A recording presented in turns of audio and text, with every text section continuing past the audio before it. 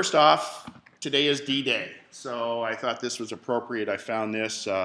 It was actually I saw it on Twitter, and I thought it was pretty good, pretty interesting. I was reading up some of the information about D-Day and the commitment that was made, and boy, it was a pivotal day and shouldn't be forgotten. So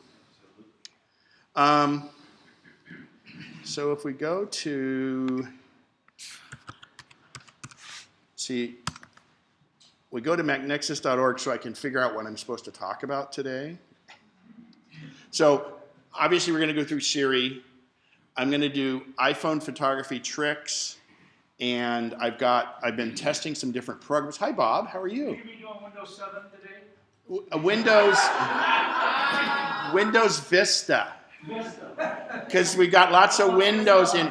Oh, actually, there's a funny I got to find this one. There was it was a thing that says they didn't know that Mac supported Windows, and it was an Apple laptop on its edge supporting a window that was keeping it from falling. So, or you know what Gordon Brock used to have on his tag on all his emails? He said, the system requirements for the software said I need Windows XP or better, so I got Mac. All right, so how many here have iPhones? Great, and everybody who doesn't have an iPhone 4S or newer? Great, you all have Siri.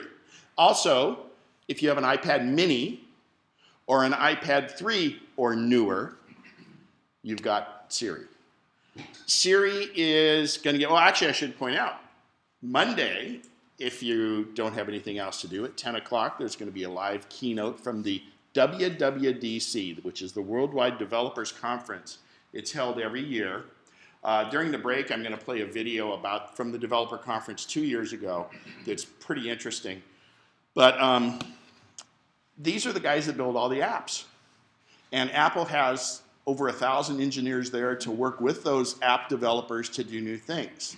So it's apps for the Mac, it's app for the iPhone and the iOS, when in fact now Apple's making it so pretty much if a developer develops for the iPhone, he's probably developing this real easy for the Mac also, but also now they're developing for the watch.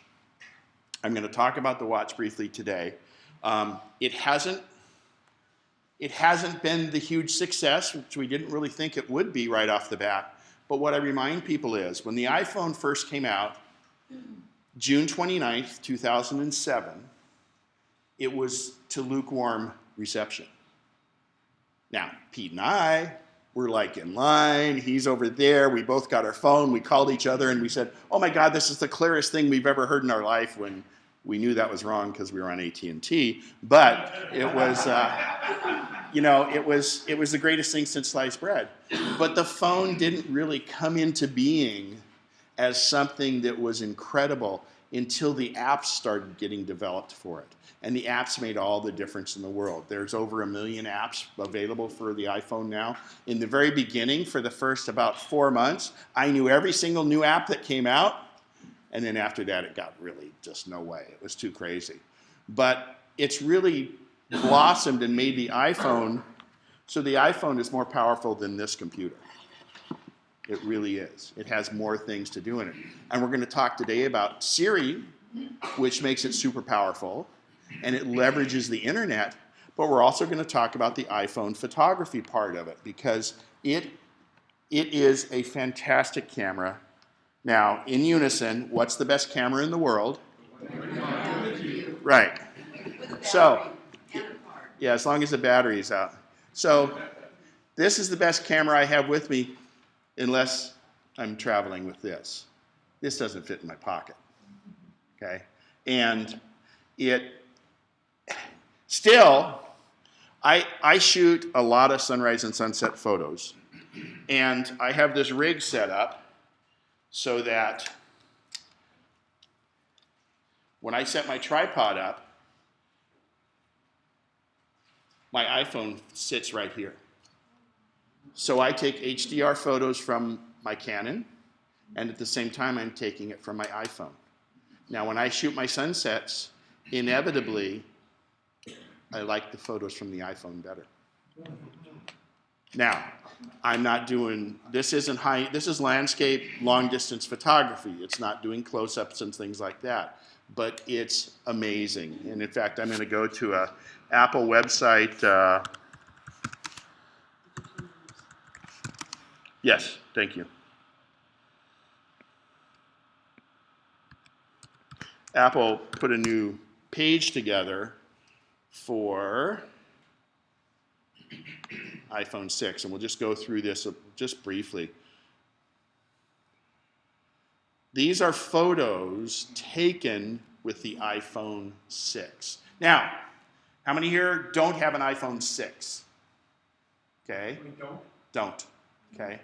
If you have an iPhone 5 or 5S, it has a very good camera also.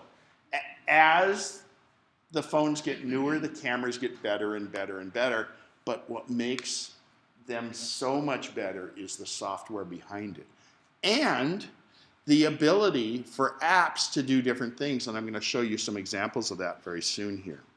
So, these are all iPhone photos. Now, this isn't to say they haven't been enhanced a little bit, but you know what? A lot of photographers enhance their other stuff, and that's where you need to go to one of Bob Gwein's classes when he has them, because he's a great photographer and he knows how to make good photos even better. I'm stuck because I have mediocre photos and I don't know how to make them better, so I depend on these apps in the device. So, all right. So while I have this, I'm going to do something here really quick that I want to run in the background to make sure my photos from my phone. I took some photos this morning, and I'm going to make sure they're in. Wow. Is that your Tesla engine? No, that's a Porsche engine. That's a Porsche 12-cylinder. That's from a 91712. I don't know how I got into that album, but it's like totally random. Oh yeah, that car killed everything. Okay. All right. So going to go back to Safari while it's doing that import. And again, and the best part is the phone's with you all the time. You can capture these moments. And, you know, realistically, it has to be quick. Think back to the early days of digital cameras. Does anybody remember the delay? You'd go to take a picture, click, and, you know, the cat that's running by or the hummingbird has gone by that point. I mean, these are just incredible. I mean, that's remarkable. We're going to talk also about what to do with your photos, and then we're going to get into Siri. But I want to hit the photos first because the Siri, again, you can get really in depth with Pete's class, and I've got some apps here that did pretty well. But God, I mean, just look at that. Now, obviously, you know, photography is all about light, and this photo captured the light really well. All right. So I've gone and I found, okay, so I have them in now. Actually, so here's interesting. Here's my backyard. That's shooting towards the Sutter Buttes. That's with my iPhone.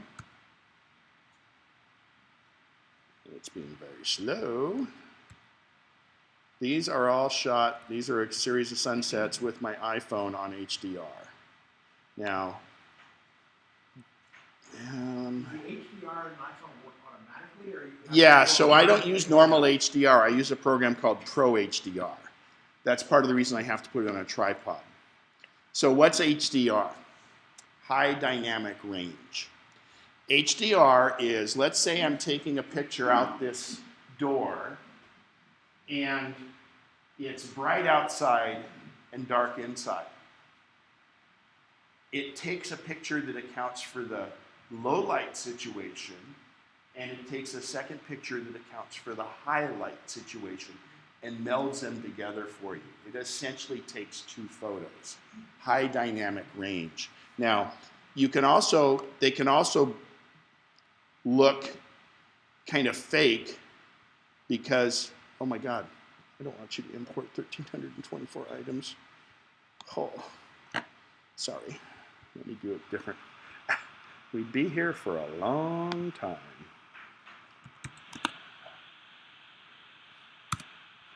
Just go in, pay no attention to the man behind the curtain. So what I did is I downloaded a bunch of the apps that I think are great. Okay, here they are. So boom. And then this morning at 7:50, I took a bunch of photos with different apps and import selected. Import to photos, import. I'm using image capture. Instead of doing iPhoto, image capture is built into your Mac, and I'm selectively importing some of the photos that I took this morning from this phone, so I don't have to import 3,070 photos that I happen to have on my iPhone. When I take sunsets, I take a lot of them, because even a blind squirrel gets an acorn every so often. So I figure if I take more photos, one of them's going to be good, right? Well, sometimes. Let that finish. Okay.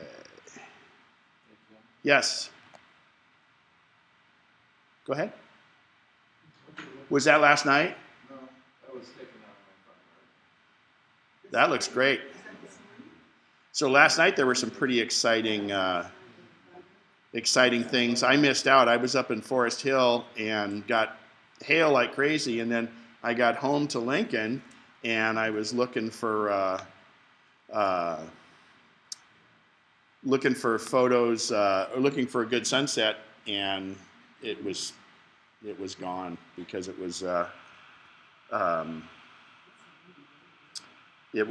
was too much rain coming over, and then right after the rain cleared, it was weird. The storm went from up in the foothills down towards the Sacramento Valley, and usually they come the other way because it had backed up on there.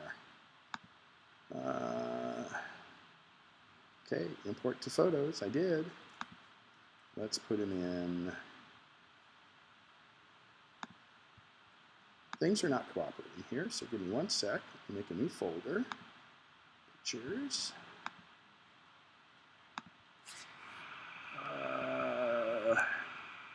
And this way I can post these too.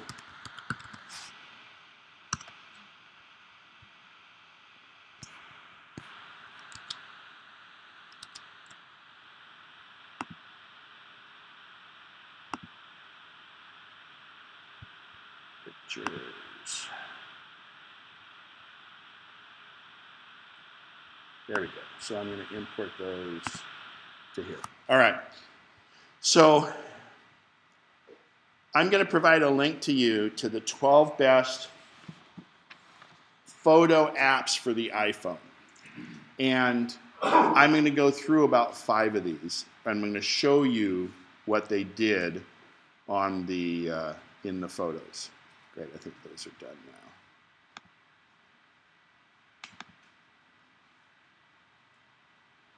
Come on.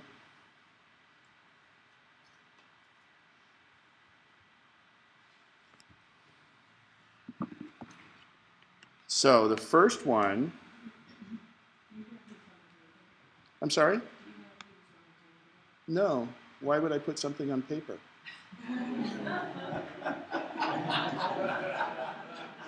This is a digital age.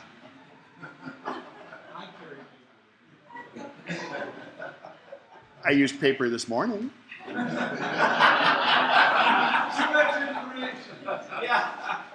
that would be kind of interesting to do. I had a napkin I used to clean the... What are you thinking? So, the apps that I did these in is, and I'm going to go over these iPhone photo apps. We obviously have the regular camera. We have Camera Plus, has been around for a long time. It was one of the very first apps ever for an iPhone. Pro Camera, which really does some neat effects. Another one called Pro Cam, Pro HDR X, and Pro HDR. Now, since things are being stubborn for me here, let's see, I'm going to just go into each of these apps and show you. So this is Pro HDR. Now, here's a pretty challenging light situation, right? I've got light and dark here. So I'm going to take a Pro HDR photo, and you'll notice dark, people over there, we really can't see it. If I go there, it brightens it up. If I go back here, it's a little darker. So now, when I tap this, it's going to be tough. Oop, don't move, don't go. You'll be a ghost. Stay there. It's okay, she'll be a ghost. Oh. Don't move. That's the wrong thing to do. That's okay, she just would have been a ghost. She just would have been a ghost. No problem. We'll not save that one.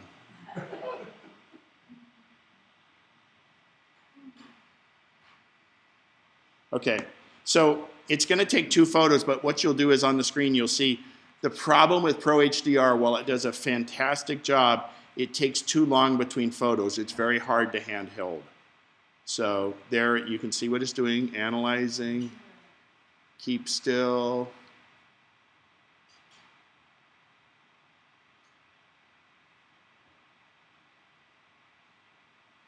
Don't go past. You can now. So if you'll notice, this picture, it was the best of both worlds. It took one that compensated for the highlight and one that compensated for the low light and gave us a much better picture because it essentially took 2 pictures and merged them all in this little device. What does it do about ghosting? Either because you're moving your hand or because the wind is blowing the leaves or whatever it is. How does it? It blurs it. It blurs it. The wind on the leaves is a perfect example. If I'm taking it and I have trees in the way, it does it. That's with Pro HDR, it's a problem because it takes the photos too long apart. And you definitely wouldn't want to do anything that's moving, okay? Normal HDR, like HDR in the iPhone, if you use the regular HDR, which we're going to do right now, but I wanted to show you here, I can adjust saturation. I can boost the colors, lessen the colors. Let's see if that's coming through on the screen. We'll go way down on saturation, see there. And I can heighten the saturation. And in fact, what a lot of HDR apps that I use do what oversaturates the photo, and it kind of gives that painted, colorized kind of effect. Okay, so we'll say done on that one, and no, I don't want to save it. So if we go to the regular camera app, if you have a 6 or newer, and I'm not sure about the 5, HDR can be put on auto. Otherwise, you have to turn it on. So, anybody got a gun? So HDR, the regular HDR that's built into the camera app with the phone is going to give you a more natural, lifelike color or exposure, but it's going to be almost instant. So I'm going to hand hold it, and I'm going to do the same thing. So we've done that, and there's the photo. And see, it did a pretty good job, but it didn't oversaturate anything. But I want to show you something that you can do on your iPhone. Now, when I go down here, you see it brightens up for that. But when I go up there, it gets too bright, and it adjusts accordingly. So if I come down here, and I tap and hold, see how it goes boom, boom? I'm going to do that again. I'm going to tap and hold, and it locks in AE, automatic exposure, automatic focus. Now when I go up here, you can see that it's oversaturated. I can do this, and I tap it to release it. Now if I lock it in up here by holding the screen, I come down, see how it doesn't get me anything down on the carpet. Okay? So to release that, you just tap it. Again, it's tap and hold. If I want to temporarily focus on something, I just tap it, and it will try to focus for whatever I tapped.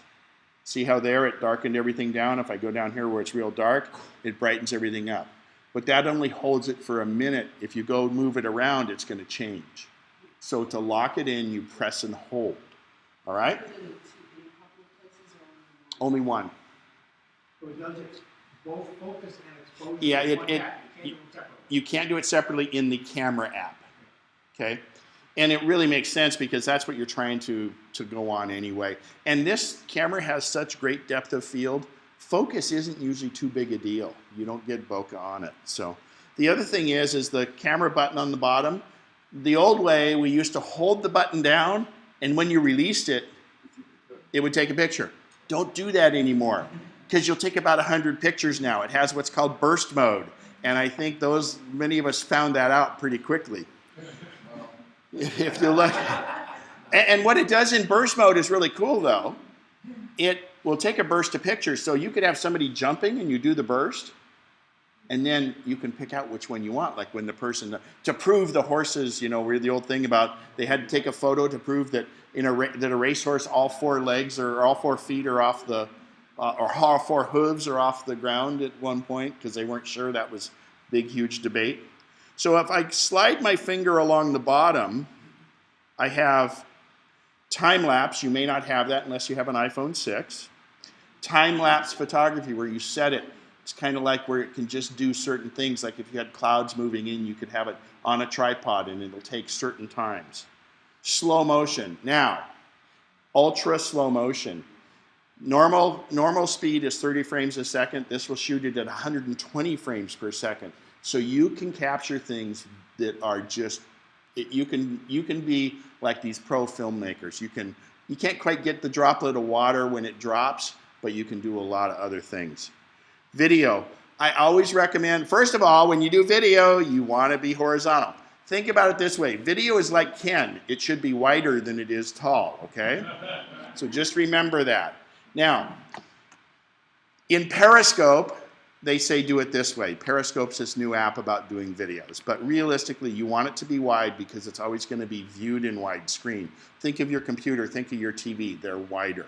Now, if you do video, here I'm going to do a quick video. So I just tap the screen, and it will record the audio. And it is high-definition video. I'm going to stop it.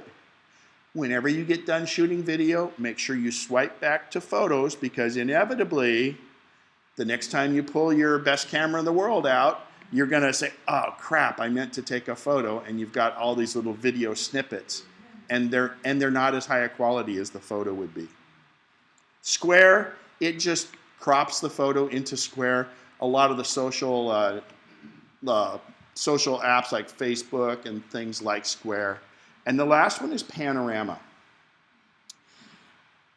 Anybody here use Panorama? It's amazing what it can do. We'll do this class really quick, and I have another Panorama app I really like. So what a Panorama is, first of all, you want your phone always has to be upright because the photo is going to be plenty wide already. We don't need to start with it wider, do we? Now, if we were doing a building, we could do it up this way. But remember, you start with it, you want it whatever orientation. If I'm going to be making a panorama around here, I want the phone in portrait mode. So I'm going to start it. And you should be able to see the arrow there. It'll tell me if I go too fast. Let's try it. Oh, slow down. It tells me to stay on the line a little bit, so I go down a little so my arrow is on the line, and we'll come across here. Hi, John. And I'll hit end. Now, this will do 270 degrees. Okay? There's 360 degrees in a circle. Now, let's look at this panorama we just did.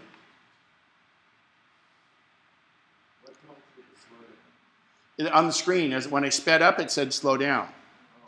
But let's look at this challenging light situation that we're in right now.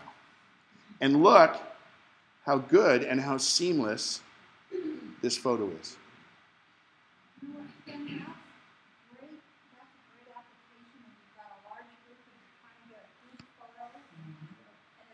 Think about sitting at a round table. I did one I've done a couple at Rotary Crab Feeds. I'll get up against one of the walls in the front, the stage, and I'll do like that. It's fantastic.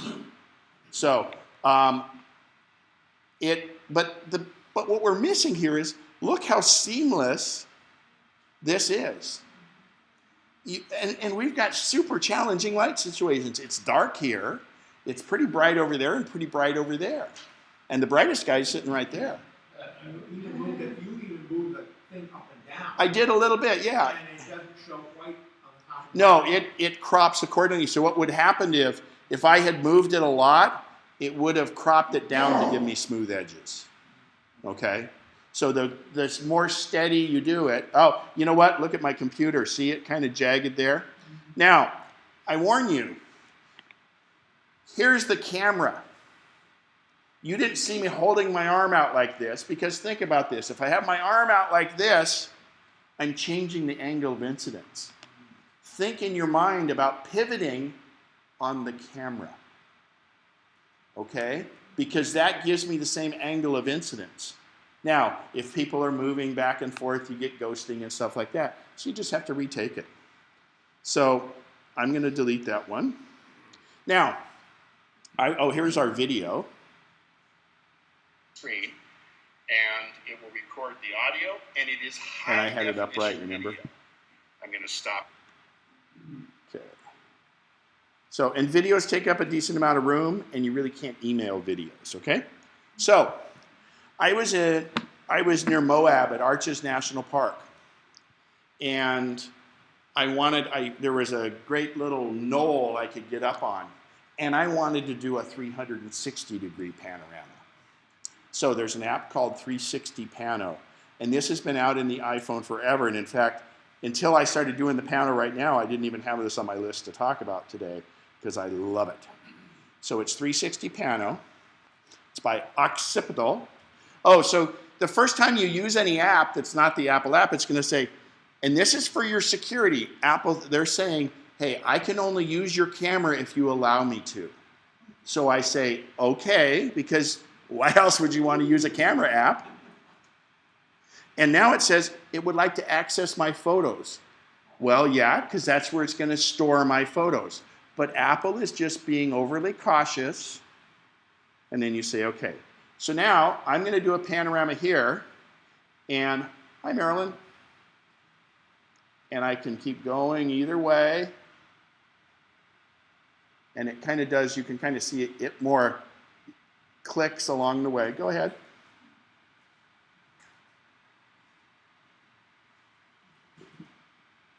And it's not as seamless or as good as the Apple one. Done. And actually, let me try something, because I'm going to turn my sound on for a second. And I'm going to do another.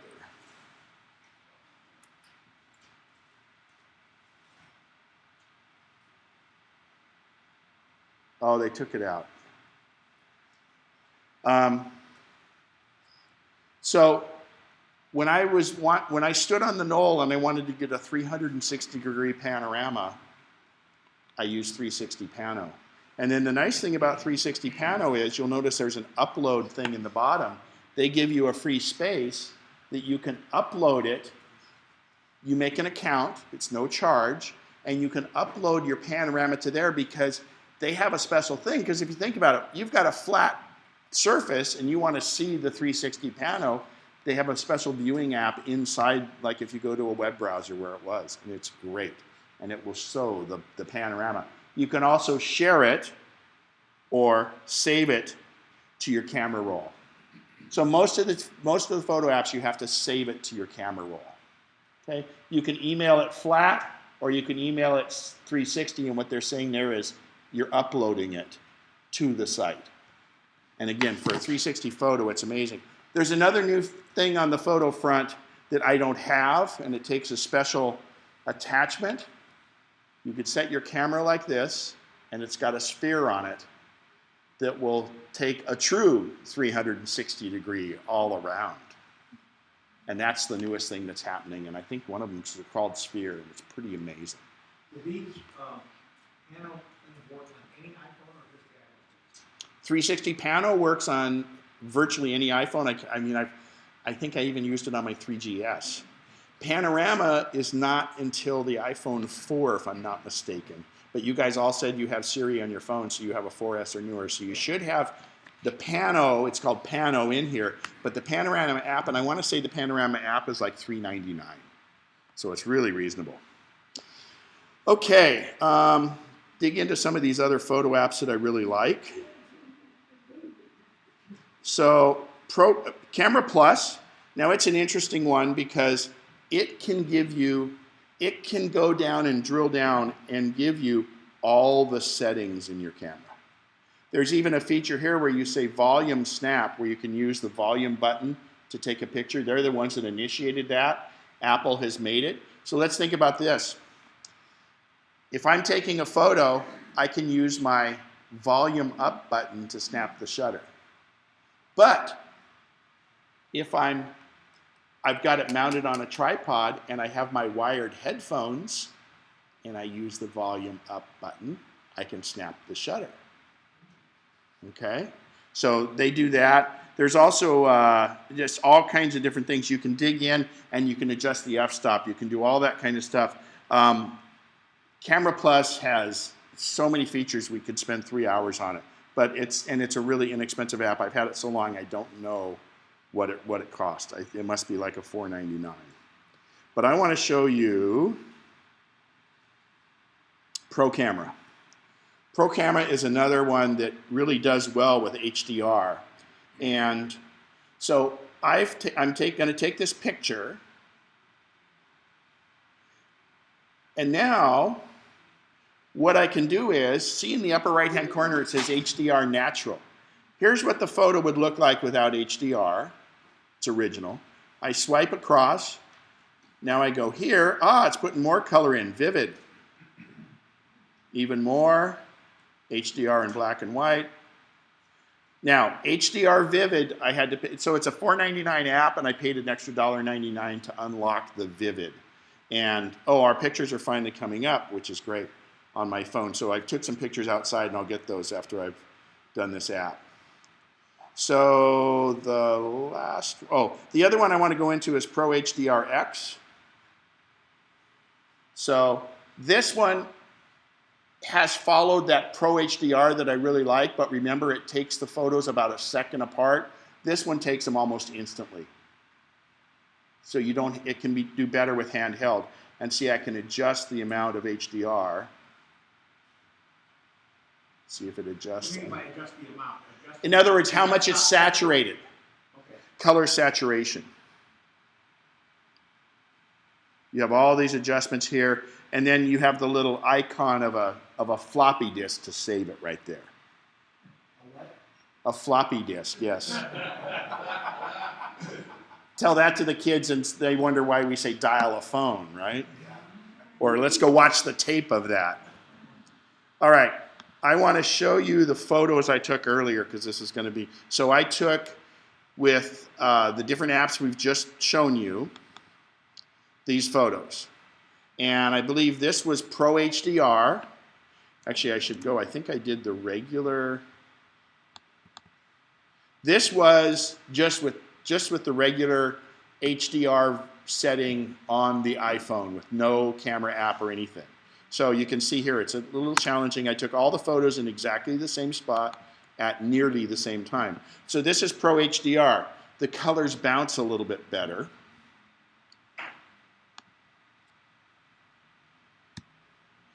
That was,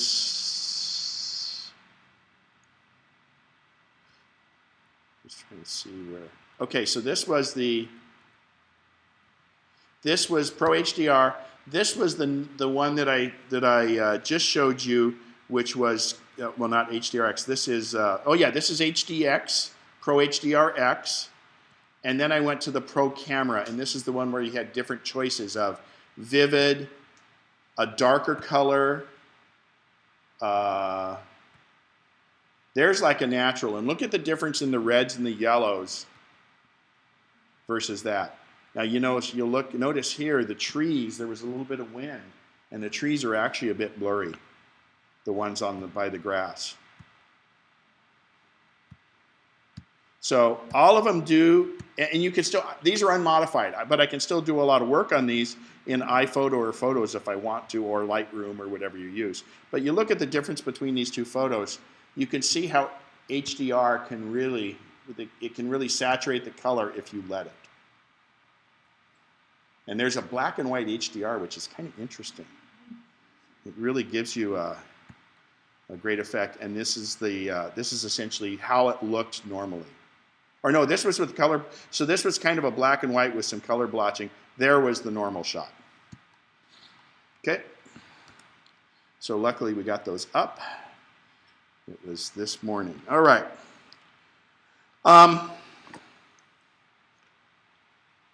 So I talked about putting this on a tripod, which is nice, and only for the apps that really need it. I also have a Joby Gorilla Pod, which, you know, people like to do selfies and things like that. This will hook on the sides of things. It'll hook on the side of a table. You know, I could make it hook on here. And I just have a little thing that holds the iPhone up here, and it just goes in this. And then it comes out. So it makes it very versatile. This would be kind of, if you wanted to have a picture of you with Half Dome in the background or something like that, you could set this on a rock, you could set it on a railing and get yourself in the picture. Oh, I should point out, the iPhone has both a front and a back camera. I hate the front camera. Let's get back to, so if I go to camera, the back camera is the best camera. It's the only camera that has a flash, and it's the only camera that is very high quality. The front-facing camera, you'll see this little indicator up here, right there, flips it to the front. So you can see how bad the pictures are, right? And remember, if you want to take a picture of yourself, it's better if you come from up top. But that's the front-facing camera. But the quality of that camera is not as good because that's also a camera used for chat and things like that. So it is not a high-definition camera. You want to flip it back to the back camera. And I will point out one other thing right here, too. This is a timer. So if you did set it on this Gorilla Pod and you put it over there and you wanted to wait 10 seconds for you to get over in front of it, you can do that. Again, don't use the front-facing camera. Use the back-facing camera, set the timer, and then go take the photo. Yeah, so I'll just show you there. You have a choice of 3 seconds or 10 seconds. And no matter what you do, it'll either click too soon, or you'll get back there and say, it's not working, it's not working. And as soon as you go out of the shot, it'll take the picture. Also, that's not a bad thing to use. For instance, when I take HDR with this camera, I keep a 2-second delay. If I'm using that on a tripod and I don't want it to shake because of me touching it, I can set the delay. Or remember, I can use my headphone and hit the plus on it. But I have another solution. Anybody know what this is called? A selfie stick, and I hate that. I've never taken a selfie in my life.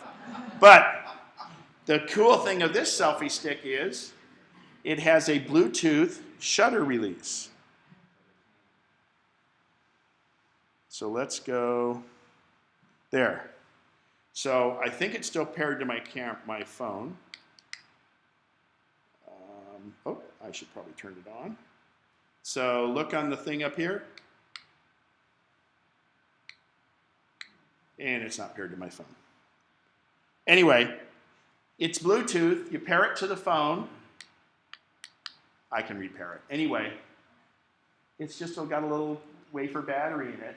But it would really, what I do is, I can control this camera from my iPad or my iPhone or from a shutter release. And if my iPhone's sitting here, I can control it with this one. And I can be sitting there in my chair sipping on cocktails while it's taking pictures. But it came built into the selfie stick. This is like a $49 item, and Fry's has it on sale every so often for, I think, $29. But I kind of like this. First of all, this little iPhone carrier on the top, your iPhone fits, oh, you know what, the 6, oh, it will fit the 6 Plus. So the 6 Plus will fit in there. Let me make sure. Yes, it will. It's tight, but it works. And all it is a tripod mount on the top of this selfie stick. So I can take this over to any any what's it, 1024, quarter 20, 20. quarter 20 thread and put that right on another tripod. Build But- your own bracket. What's that? You can make your own bracket. Yeah. And that's kind of what I did here is I just had an aluminum plate come along, and this way the phone is always, or the phone holder is always in the same direction that is. But this selfie stick can also work as a monopod, because the thing when you're taking photos is brace yourself, because out here all of us shake, no matter how old we are. It gets worse as you get older, because you're having to depend on your muscles. If you go here, you've created a platform, but if you have a monopod, you've got something you can push down on it. A little trick with big cameras is if you have a camera strap, you can pull on your camera strap, and that will also do it too. That'd be great for panoramas when you just work it on that. Yeah. And so you could set this and just, okay? So it's a selfie stick. This is by Wireless One. I got it at Fry's, and believe me, it was on sale, and that's why I got it. For me, I didn't want the selfie stick as much as I wanted the Bluetooth. So some of these have them built in. They have some where you wire it to the camera and it goes into the headphone jack and do that. But no, I don't want to be tethered to my iPhone if I want to take pictures with Bluetooth. So anyway, I'll leave these up here. This, of course, has a tilt on it so you can do portrait or landscape and things like that. It's a pretty good little one. Yes, Keith? I started using something like that, maybe a little differently. There's a lens you can get for an iPhone called an Oleo clip. Oleo clip. Oleo clip. Wide angle. And I don't mean it's not like butter. Oleo margarine. Either wide angle or fisheye, and you turn it either way. If you put it on one of those, if you're trying to take pictures of a crowd, you can hold this thing up above the heads of the people who are in front of you. And because it's wide angle or fisheye, you don't really need to focus it or Yeah. care what you're looking at and take pictures. That's like the old photographers. The old photographers used to carry a ladder around with them. Now you don't have to. But now, if you really want to get good, you can do it this way, and everybody sees you have an Apple Watch. Supposedly, this is the new sign. By the way, yes, I can use my Apple Watch to take photos with my iPhone. Okay. So it's a selfie stick. I just like to think of. Oh, there's another thing, and I didn't bring it, but I have these, and I think they're really neat. Is when you're trekking or hiking, sometimes people will take walking sticks. There are walking sticks that have a little, just a metal thing on the top. Oh, my Apple Watch told me it's time to stand up. I can trick it. But I have to do this for a minute, or it doesn't count. I'm already standing up. Maybe I should say sit down. No, that's what you guys. Anyway, so it can do it from the Apple Watch. It can take the things. It's pretty amazing. It doesn't work with a lot of the other apps yet, but the other apps can build their shutter release right into it. Okay, but Bluetooth. That's one thing you're going to look for if you do need a cell. Oh, it was the walking sticks. That's right. So the walking stick that's got it. It has on the top just a little bit of a kind of metal accordion thing that's got a quarter 20 thread on it, and so it can be a regular camera mount, and that way you've got the walking stick extends and it becomes a monopod for you, so you're not having to carry anything extra. Because those of you that shoot a lot, monopods are really pretty beneficial, so you don't have to carry around a big tripod. All right. Any questions on iPhone photos? Photography? That covered most of the heavy hitter apps. I'm going to go ahead and link this 12 best photo apps for the iPhone. Go ahead. If your iPhone has limited memory, is there a way to store the photo you've taken someplace else?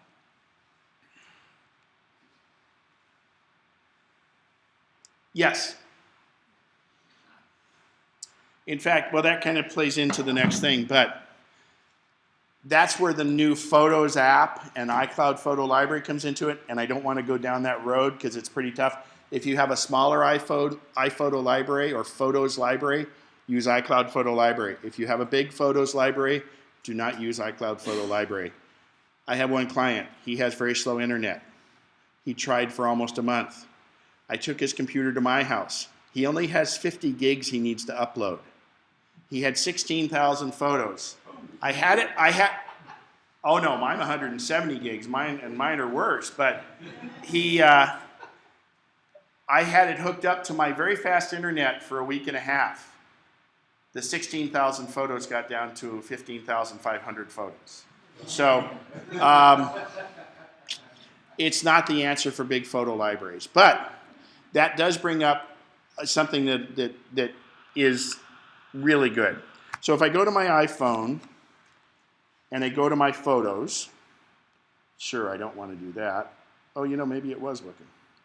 So let's take this photo that I took this morning, and I have a share arrow right here, okay? So if I hit the share arrow, oh, I was looking, why is that all the way down there? Jeez. Oh, it just took one cancel. Let's go back to photos. Let's go to camera roll. Let's go to, actually I'll share this one. So I hit the share button. It selects it. See how it's selected? I could select another one. And now I have all these places I can share it. First of all, this right here means send it to my Mac via AirDrop, okay? But that would normally not be highlighted unless you have an AirDrop device there, okay? Secondly, I can send it by message, text message. And again, now if I had a ton of these, mail would be grayed out because you can only email so much in the size of a photo.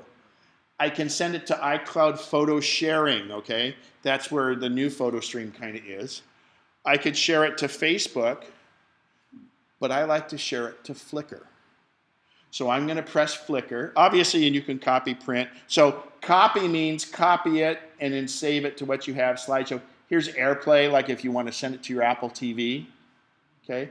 Slideshow, and then there's some other, if you hit more, there's other apps, but I'm gonna hit Flickr. So, title of your masterpiece, I like that, that's the new one. So I'm gonna just say post. So now, who here uses Flickr? Okay, I don't like Yahoo, but I love Flickr, and Flickr's part of Yahoo. Don't use Yahoo's mail, trust me. If you have Yahoo Mail, you need to start using Gmail. If you have AT&T or SBC Yahoo email, please, please, please. The best part of this class is me telling you to get off it and use Gmail. Trust me. But to set up a Flickr account, you have to set up a Yahoo email account, I think. Yeah, but you don't have to use the email. Okay. I have a Yahoo account, and I've never ever used the email. So therefore, I can't get all that spam. So I'm going to go to my Flickr account, flickr.com. Well, we'll see so this is kind of cool. This is just stuff. Oh, this is, you can follow people on Flickr. This guy, oh, look at this. This is Wilson Lamb. This guy, I found this guy in the Yahoo weather app on the phone. They have photos of different places. I was looking at a San Francisco photo, and it attributed it to this guy, WLQ. He works for Yahoo, and look at these photos he does. It's just amazing. So anyway, I'm going to go to my photo stream, and these are the two photos one of the photos I just uploaded. I think that's both of the photos I just uploaded. So they're there at Flickr. You get 1 terabyte of free space, and it takes your full-size photo. So there'd be no reason not to upload it to Flickr and then delete it from your camera roll. That'll save you space. Flickr's very good. I pay for the pro version because it was, at one point I got grandfathered in with something that I did it, but it's like $29 a year or something.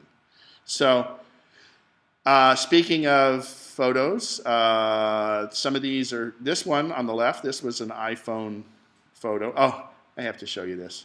So what's the best camera with you is I used this on my Canon because I needed the zoom lens, but a week and a half ago, I'm sitting at my desk, and I look out and I see this first I see the jackrabbit, And then I see this dad quail, and he's like watching guard over everything because mom has all these little hatchlings running with her. And I had seen them just the pair a few days before that, but he was up looking out for everything. And he'd make a little noise, and all the little all the hatchlings would all cluster together. You couldn't even see them. So it was pretty cool. These are all from my backyard, by the way, that's looking out on these sunsets. So we upload it to Flickr just like that. But when I want to show you a really cool thing, Flickr is faster than lightning also. They've got this new thing called camera roll. So if I click on camera roll, it tells me, I didn't tell it this was an animal. It said it's an animal. And it categorized all these. Animal dog, well, that's an otter, so I guess it thinks it's a dog, okay. It thinks the lizard is an insect, but let's go down to some others. There's some architecture, it says, okay. More different architecture building. Of course, that's the new Bay Bridge, but it's architecture. So it's not getting it perfect, and you can adjust it, but it really is amazing. So can you just take the picture and it knows? I didn't do anything. What it's doing is it's analyzing the photo and saying, well, that looks like a building, or that lizard looks like an insect. But, and the more it does, the better it's going to get. And this is a brand new feature they just rolled out recently. And to me, it's been pretty darn accurate.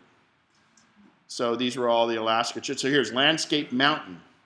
Okay, so those are Alaska cruise. Landscape shore, well, that's Laguna Seca, but I guess the rest of these are shore. So it's not getting them perfect, but I can recategorize them. But the best part is it gives me a good starting point if I do want to categorize them the right way. Now, I can build albums in there. So when I upload to Flickr, I can say, send it to my Sunrise album or to my Yosemite album, and I can do that directly from my Mac or from my iOS device.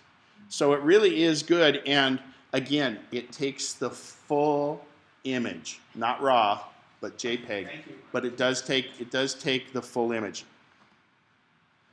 So yeah, so So you showed how to get them there from your iPhone by hitting share. How Sure. do you get it there from your Canon camera? from my Canon camera, I put it into Photos On your Mac. on my Mac. So if I go here and I come up here to Share, Flickr. But you had to download it into your laptop or your desktop first. Yeah, I know, isn't it a pain? Well, I'm just asking the question, that's all. But that brings up a good point. So this is not a photos class, but basically I take my card out of here. If you use an SD card on your camera, you have an SD slot on any Mac that's been built in the last 8 years, 6 years. There was a question over here? Yeah, there is an app on the phone so I can view Flickr better, but the real key is I can go from my photos in either one and upload direct to Flickr. And on here it's a website. But the app for the phone is more to make it so you can view your own library or somebody else's library better. You don't have to have the app. You just have to have a Flickr account. And so, and it's Flickr, Flickr.com, no E in there. Okay, yes? Are you able to add captions to the photo? Yeah, it asked me about your masterpiece and things like that. And there's actually, the Holy Grail has been, people in photos always said, well, can I write across my photo? Well, you can't with the normal iPhone Photos app and this, but there are applications that allow you to make your photos and put all kinds of things even over the top of the photo. There's an app. Oh gosh, what was it? Fast? Oh, you know what? I got to show you two others. Or three others here. So I'm going to go into one called Tangled. Oh, sorry, we need to get my thing up. Tangled FX. It's $1.99 or $2.99. Now, what's really, really cool about this is I'm going to open a photo. I'm just going to use a sample image so I don't have to dig through my photo library. And this adds an effect Look what it did to that line. Turn it into a tiger. Or a OS 10 point whatever. No. Thanks. That was good. So I can take the fibers off and then do smooth fibers, fibers harsh. See there, it kind of, you have all these different effects. This is Tangled FX. It's pretty cool. Now, another one that's great is called Waterlog. W-A-T-E-R-L-O-G-U-E. Waterlog. I am the farthest thing from an artist you will find anywhere. I guarantee it. So, I'm going to take a photo. We'll do this bikes photo. Again, I like to use the samples. And you can see it's actually drawing that picture, and it fills it in, and that picture became a watercolor. Shirley Simi has taken some of these and printed these on canvas. So let's try a different effect. It gives you a little idea of what the effect looks like. You tap on it, and there it draws the pencil lines, and then it fills in the color, and it's a watercolor. Waterlog, W-A-T-E-R-L-O-G-U-E.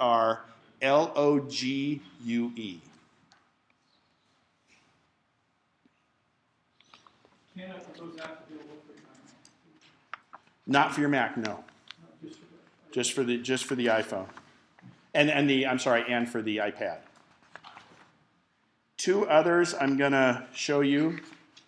One is Snapseed, and I want to mention it because it's amazing. It used to be the great app for photos, and then Google bought them, and now they've finally been working on them. And this is just a great app that allows you to adjust. These aren't HDR, they're not like doing different things. What they are is, since I'm saying okay, open latest image. Oh, that one we didn't want. That was one we took. So we'll go to my camera roll, we'll go to this one. So I can go in here and I can do lots of different things. I can give it different filters. I can brush in, let's say. I want to brush in saturation. I'm going to make the blue, let's see if it lets me do it.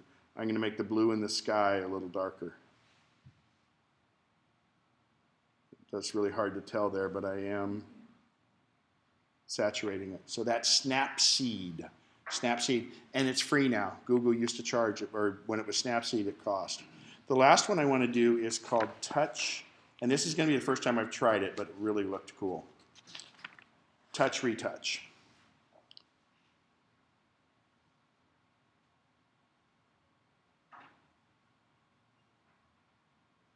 Oh, come on.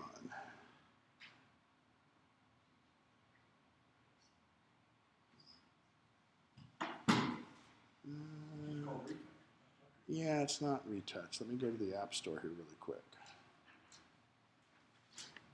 Search.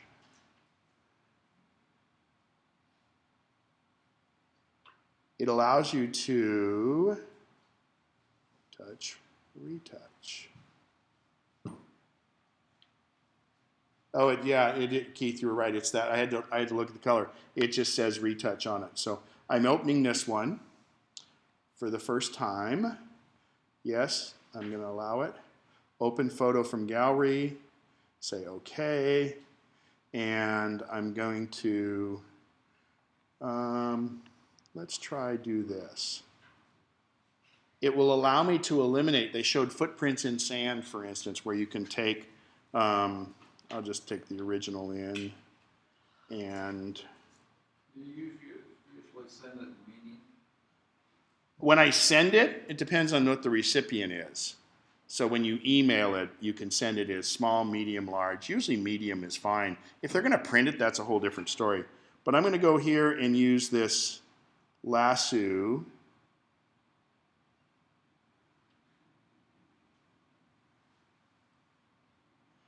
And okay, I want to get rid of that.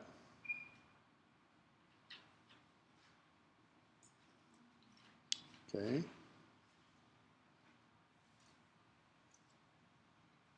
Let's see if it got rid of the lawsuit. It may not have. But anyway, it should eliminate that. It didn't. I'll have to work on that one. Touch, retouch, sorry. I didn't get a chance to work on that one. All right. Keith, go ahead. I have a question about Flickr. They're doing this 1 terabyte for free. Mm-hmm. iCloud is charging money for this sort of thing. I'm wondering if this is some kind of a come-on to get you to put 20,000 pictures in there, and a year from now they're going to say, oh, now we're going to charge you $40 a month for this. If that's the case, you could leave. Because there's one other wrench just thrown in the works. Anybody hear of Google Photos? Google just last week, earlier this week, introduced a place you can put all your photos, full size up to 12 megabytes per photo. So yes, you can do RAW, but you can't exceed 12 megabytes, but you can do JPEGs up to 12 megabytes. And it's unlimited for free. How can they afford to do that? Unless there's some... They're Google. No, but Flickr is Yahoo. So Yahoo has their, if some people look, they'll see some ads on there. They're ad-based. Okay. Storage space has dropped dramatically. And the other thing beyond storage space, it's bandwidth. This is going to cause Apple to have to change their tack a little bit, I think. But I think they'd probably like to, is that the, oh no, I thought that was the Apple Watch. I'm just going to, Oh, no. yeah. It looks like the Link bracelet. Hardly any people got the Link bracelet yet. Anyway, it's going to cause Apple to have to rethink it. But to be honest, I think because Apple's having teething pains with everybody trying to upload their photos right now, they're probably not going to make it free right away because then the land rush will be there. Where Google is set up and ready for it. Flickr's been doing it for a long time. So, Keith, it's a very valid question. What are they going to do, if they shut it down and things like that? The fact that it used to be a pay-for service and they've made it free, I have pretty good confidence that they're going to be able to continue doing it like they are. Okay. But Google, and then people go, well, Google can, they're going to search all my pictures and it's going to be the privacy invasion and everything else. You know what? Everybody else is doing that same thing in there except Apple. Apple's the only one that you do not have to worry about your data or your privacy. Everything is so secure with Apple. So secure that when you send an iMessage, you and the other person are the only ones that can ever see that. Apple has no keys to the back door. The NSA and the FBI and the CIA are really pissed at Apple because they can serve a subpoena to Apple. Remember, it doesn't go on the cell network. It's not like a text message that can be subpoenaed. It's a iMessage. It's so secure that they're pissed off, and Apple says, well, you can give us all the search warrants you want because we don't have the keys to the back door, so therefore how can we give you access to the back door? So that's kind of the difference. But for me, I don't post anything on any of these things that I worry about. They're not Anthony Weiner. Thank God. Okay. All right, so I want to finish up on photos, and then after the break, we're going to dig into Siri, and we're going to have the whole time to do Siri at the end. So, and I'm going to play during the break, for those of you that are going to stay, is I've got this great app, or this great movie that was done. It's an 9-minute movie that was for the developers. But before we leave, photos for the iPhone. Again, we're not talking about photos, but photos for the iPhone. And actually, are there any great apps I missed that people should know about, that people like, that they use for photos on their phone, etc.? Everybody's asleep. Crickets too. So, and you know what? Use it. I mean, and it goes beyond that. When I ship a package, it's on the FedEx counter. I take a picture of it so that when they say, well, no, this thing was all crunched up when you shipped it. And I go, well, no, it wasn't. I parked in there was someone I was parked close to the other day, and I left and I made sure I got a picture of their license plate and went away just in case there was an issue. Marilyn, you had a question? Yeah, I would love to know about an application where you could add a map or a frame or different things like that to a picture so you can print it well, like you used to be able to do with old iPhone. Okay, in the Mac. That's a Photos app for the Mac. There are tons of photo frame apps for the iPhone and the iPad. Okay? So I would search for that. And I know there's got to be some for the Mac. I just don't, this isn't a photos class for the Mac. I see, so then I can do it through and send it to my iPad. Yeah, but I think there'll be some for the Mac too. And I think photos is going to mature some, so you'll be able to do that. I know it's progress. You know, like iTunes keeps getting better, right?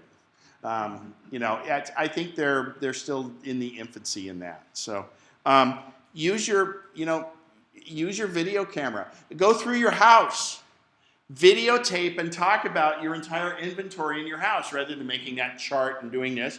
Or if you know there's certain things in your house you want to leave to someone else in the family, videotape that and have it. And you can go store that on the internet somewhere, okay?